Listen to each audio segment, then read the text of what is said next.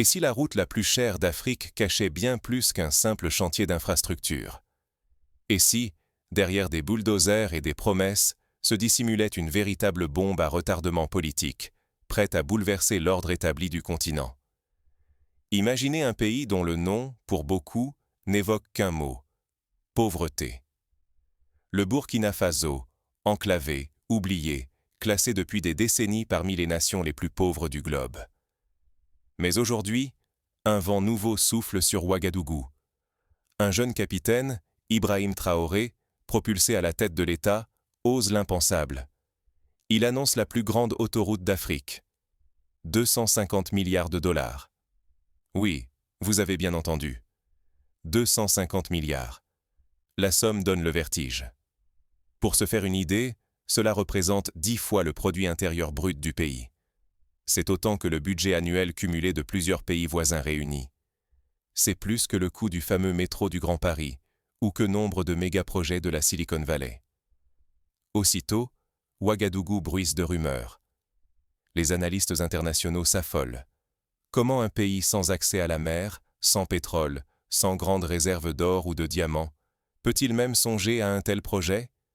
Les journalistes, les experts, la population, tout le monde s'interroge. Mais pour Traoré, ce projet n'est pas seulement une question de bitume ou de béton. C'est un acte de défiance, une déclaration de guerre à la fatalité. Il ne s'agit pas de demander l'aumône à la Banque mondiale ou à l'Agence française de développement, mais de transformer le destin national. À travers chaque mètre d'asphalte, c'est la résignation qui recule. Pour Traoré, l'autoroute n'est pas qu'un chantier, c'est un symbole. Il veut offrir à son peuple la fierté, briser le cycle de la dépendance et prouver au monde entier que la souveraineté ne se supplie pas, elle se construit. Pour comprendre la secousse qu'a provoquée cette annonce, il faut revenir à ce matin brûlant de Ouagadougou. Devant des dizaines de journalistes, de militaires, de représentants de la société civile, Ibrahim Traoré monte à la tribune. Il ne lit pas un discours banal. Il pose un acte. Pendant des décennies, le Burkina Faso n'a fait la une que pour ses problèmes. On le décrit comme un pays enclavé, pauvre, sans infrastructures modernes, dépendant de l'aide internationale. Les images qui circulent montrent des pistes défoncées, des villages coupés du monde, une jeunesse poussée à l'exil. L'histoire du pays, c'est celle d'une dépendance persistante. Dépendance à l'aide des ONG, des bailleurs internationaux, aux institutions financières étrangères. Dépendance aussi à un héritage colonial, des infrastructures conçues non pour relier les Burkinabés, mais pour extraire les ressources vers l'extérieur. La pauvreté ici, ce n'est pas un chiffre abstrait.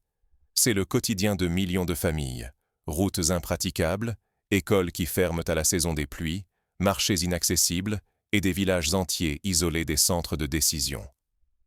L'économie tourne au ralenti, freinée par la géographie, le climat et une histoire subie plus que choisie. C'est dans ce contexte qu'éclate la nouvelle. Ibrahim Traoré annonce un projet d'infrastructure d'une ampleur totalement inédite. Pour la première fois, le Burkina Faso ne se contente plus d'accepter les limites imposées de l'extérieur.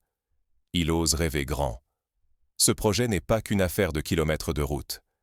C'est une rupture avec une histoire de résignation. C'est un pari risqué, mais aussi une occasion de changer la donne pour tout un peuple. La somme annoncée fait trembler les certitudes. 250 milliards de dollars. C'est plus que le budget annuel de nombreux États africains réunis.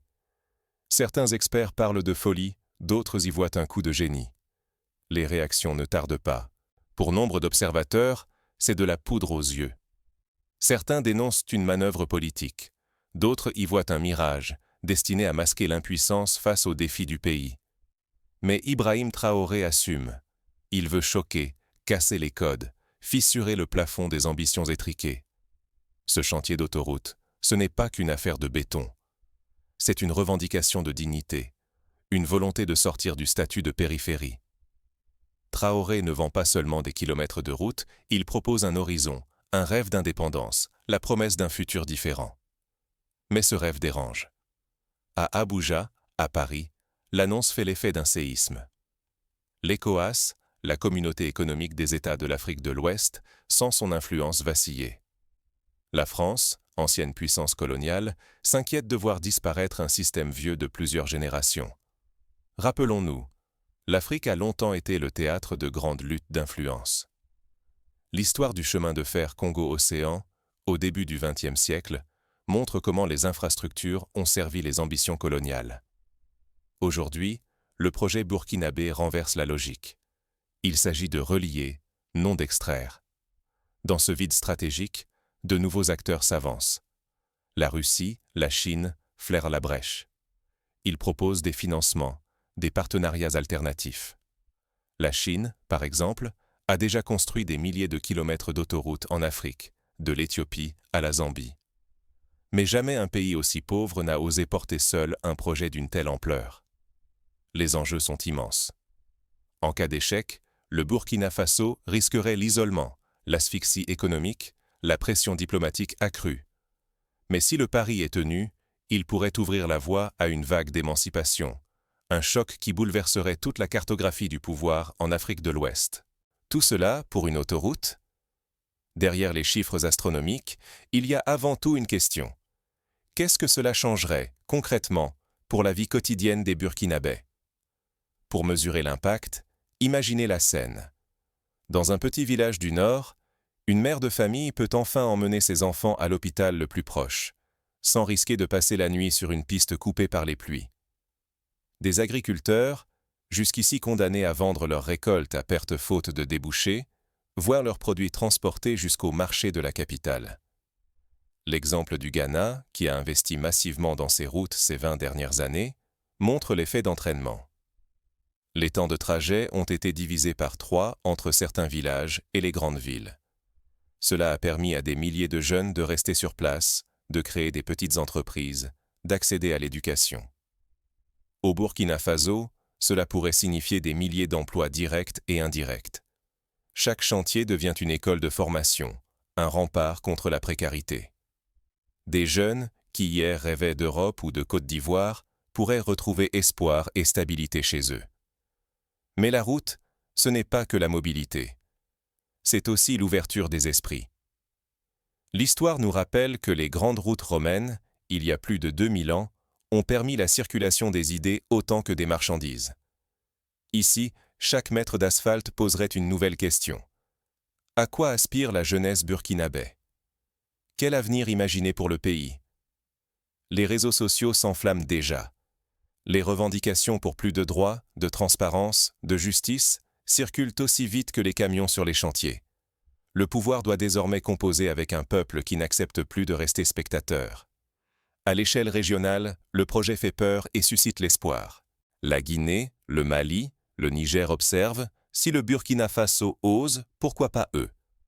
L'histoire du continent regorge d'exemples où une initiative audacieuse a déclenché un effet domino. Dans les années 60, l'indépendance du Ghana a inspiré toute une génération de leaders africains. Aujourd'hui, c'est peut-être une route qui allumera l'étincelle. Mais le pari est risqué. Un échec renforcerait le cynisme et la répression, comme ce fut le cas après les grands projets avortés du Congo dans les années 70. Un succès, en revanche, pourrait ouvrir la voie à une transformation profonde. À présent, c'est l'heure de vérité. Qui osera franchir ce pas, et à quel prix ? Le destin du Burkina Faso pourrait bien devenir celui de toute une région. Ce qui secoue vraiment, ce n'est ni l'argent, ni la technologie. C'est l'audace d'un peuple qui refuse la fatalité. C'est la capacité de se réinventer face à l'histoire. Ibrahim Traoré ne se contente pas de slogans. Il appelle à des gestes concrets, investir dans la formation, renforcer les PME locales, miser sur les ressources humaines du pays. Il invite chaque Burkinabé à prendre sa part. Des exemples concrets existent ailleurs. Au Rwanda, la construction d'un réseau routier performant a permis d'augmenter le taux de scolarisation, de réduire la mortalité infantile et de stimuler l'entrepreneuriat féminin. Des marchés autrefois inaccessibles sont devenus des pôles de croissance. Pour que le rêve burkinabé devienne réalité, plusieurs étapes seront cruciales. Premièrement, définir un plan de financement transparent. Éviter les pièges de la dette insoutenable. Le Kenya, avec sa ligne ferroviaire Mombasa-Nairobi, a connu des difficultés à rembourser les prêts chinois. Le Burkina Faso devra diversifier ses partenaires, impliquer la diaspora, solliciter les fonds souverains africains. Deuxièmement, privilégier l'emploi local, former des ingénieurs, des ouvriers, des techniciens. L'Éthiopie, en confiant une grande partie de ses chantiers à des entreprises nationales, a créé une génération de professionnels qualifiés. Troisièmement, garantir la transparence. Publier les appels d'offres, associer la société civile, donner la parole aux communautés concernées. Les erreurs du passé, où des chantiers se transformaient en gouffres financiers, ne doivent pas se répéter. Enfin, protéger l'environnement. Intégrer les normes écologiques, replanter les arbres, préserver les cours d'eau. Le Brésil, lors de la construction de la transamazonienne, a payé le prix fort pour avoir négligé l'impact sur la nature. Le Burkina Faso peut apprendre de ses erreurs. Mais chaque symbole a ses adversaires. À mesure que la route avance, elle concentre les résistances, tant internes que venues de puissances étrangères. Le béton n'est qu'une façade. La véritable bataille se joue dans l'imaginaire collectif. Le pari de Traoré. Sortir de la posture de victime, s'autoriser à rêver l'impossible. Mais le danger est là. Saisir l'occasion ou rester prisonnier de vieux schémas. Reste une question brûlante. Au-delà du spectaculaire, cette vision survivra-t-elle à l'épreuve du réel? Les premiers signes d'opposition ne tardent pas à surgir. Certains chefs de village redoutent la dépossession de leurs terres. Des groupes armés menacent de saboter les chantiers. Les partenaires internationaux posent des conditions draconiennes. Mais l'histoire montre que les grandes transformations ont toujours rencontré des résistances. En France, la construction du réseau ferré au XIXe siècle a soulevé de vives oppositions. Expropriation, sabotage, contestation. Mais à la fin, le pays en est sorti transformé. Et si la prochaine révolution africaine naissait d'une route et non d'une arme? La question dérange, car elle force à reconsidérer un pays longtemps jugé insignifiant. Mais parfois, il suffit d'un seul geste pour ébranler l'ordre d'un continent entier. Ibrahim Traoré, à la tête du Burkina Faso, a compris cette vérité. En lançant un projet autoroutier de 250 milliards de dollars, il défie l'histoire, la géographie et les puissances extérieures. Ce pari n'est pas qu'un rêve de développement. C'est la volonté d'un peuple de sortir de l'ombre. Le message est clair. La souveraineté ne s'importe pas. Elle s'édifie, kilomètre après kilomètre. Refuser d'y croire, c'est risquer de passer à côté de la prochaine vague de transformation africaine, ou d'être emporté par elle. Ici, la route est bien plus qu'un ruban d'asphalte. Elle incarne une promesse de dignité, d'indépendance, de prospérité partagée. Elle résonne aussi comme une alarme pour ceux qui, jusque-là, dictaient la marche à suivre. Le pari est immense, risqué, mais il est aussi porteur d'une énergie nouvelle. Et si, justement, l'audace du Burkina Faso ouvrait la voie à une Afrique nouvelle? Et si ce projet, jugé fou, devenait le modèle pour tous les oubliés de la mondialisation? L'histoire est en marche. Oserons-nous, nous aussi, regarder l'Afrique autrement? Le futur s'écrit peut-être, en cet instant, sur la route la plus chère et la plus audacieuse